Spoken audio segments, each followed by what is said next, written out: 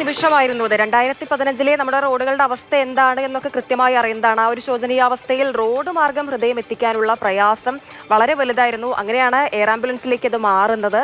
എന്തായാലും ആ ദൗത്യം അന്ന് വിജയിച്ചു. പിന്നീട് ഇത്രയും വർഷങ്ങളോളം മാത്യു അച്ചാടൻ വളരെ സന്തോഷത്തോടെ കുടുംബത്തിനൊപ്പം ജീവിച്ചു.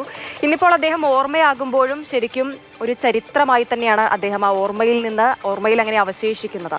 നമുക്കൊപ്പം ജെയിൻ എസ് രാജു ചേരുന്നുണ്ട് തത്സമയം. ജെയിൻ, 2015 ജൂലൈ 24 മാധ്യമപ്രവർത്തകരുടെ ജീവിതത്തിൽ അത് വളരെ പ്രധാനപ്പെട്ട ഒരു ദിവസം തന്നെയായിരുന്നു. കാരണം ഒരു ചരിത്ര നിമിഷം അത് വാർത്തകളിലൂടെ പ്രേക്ഷകർക്ക് മുൻപിലേക്ക് എത്തിക്കുക.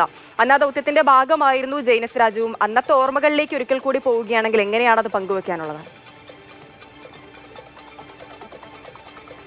തീർച്ചയായിട്ടും നമ്മുടെ സംസ്ഥാനത്ത് നടന്ന ഒരു പ്രധാനപ്പെട്ട ഒരു മുന്നേറ്റം, പ്രത്യേകിച്ച് ഈ അവയവ മാറ്റവുമായി ബന്ധപ്പെട്ട് നടന്ന ഒരു പ്രധാനപ്പെട്ട നാഴികക്കല്ല് തന്നെയാണ് ഈ മാത്യു അച്ചാടൻ്റേത് എന്ന് തന്നെ പറയാം. എയർ ആംബുലൻസ് ആദ്യമായിട്ട് ഉപയോഗിച്ചു.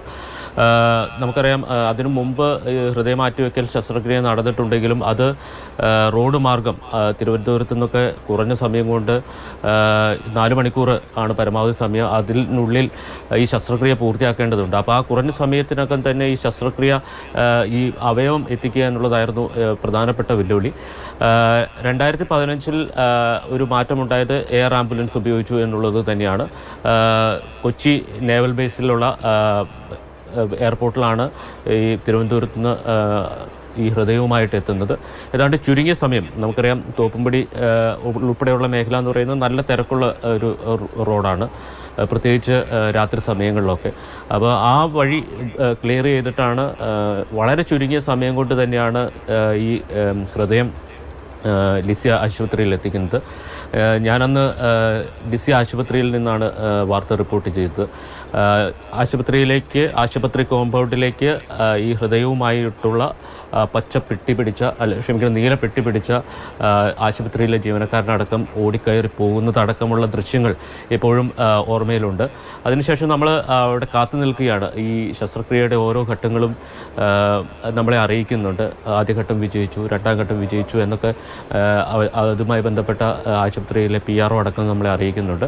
അതിനുശേഷം ഈ ശസ്ത്രക്രിയ വിജയകരമായി പൂർത്തിയാക്കി എന്നറിഞ്ഞതിന് ശേഷമാണ് നമ്മൾ അവിടെ നിന്ന് മടങ്ങിപ്പോരുന്നത്. അതിനുശേഷം എൻ്റെ ഓർമ്മ ശരിയാണെങ്കിൽ അന്ന് ജോസ് ചാക്കോ പെരിയവർ അദ്ദേഹം മാധ്യമങ്ങളോട് സംസാരിക്കുകയും ചെയ്തിരുന്നു. ഇതിൽ ഏറ്റവും പ്രധാനപ്പെട്ടത് വളരെ സാധാരണക്കാരനായിട്ടുള്ള ഒരാളായിരുന്നു ഈ ഓട്ടോ ഡ്രൈവർ കൂടിയായ അദ്ദേഹം.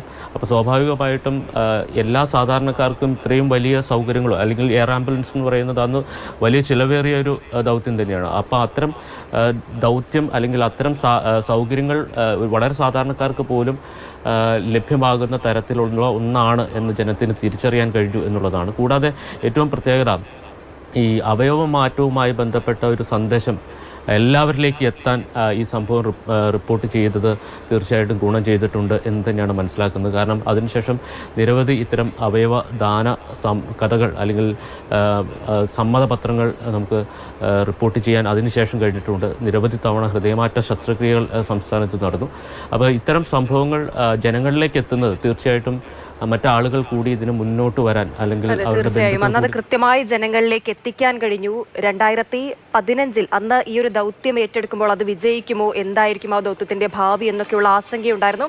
പക്ഷേ മണിക്കൂറുകൾക്ക് ഇപ്പുറത്തേക്ക് അത് വിജയകരമായി എന്നറിയുമ്പോൾ അതൊരു ചരിത്ര നിമിഷം തന്നെയായിരുന്നു. പിന്നീടുള്ള ഒരുപാട് ഹൃദയപൂർവ്വം ദൗത്യങ്ങൾക്കുള്ള ഒരു പ്രചോദനം കൂടിയായിരുന്നു എയർ ആംബുലൻസിൽ ഹൃദയം എത്തിച്ചുള്ള അന്നത്തെ ആ ദൗത്യത്തിന്റെ ഒരു ഭാഗം എന്ന് തന്നെ ജെയിൻ എസ് രാജുവിനെ നമുക്ക് വിളിക്കാം. കാരണം ആ വാർത്ത കൂടുതൽ പ്രേക്ഷകരിലേക്ക് കൃത്യതയോടെ എത്തിച്ചതിൽ മാതൃഭൂമി ന്യൂസിനും വലിയൊരു പങ്കുണ്ട്.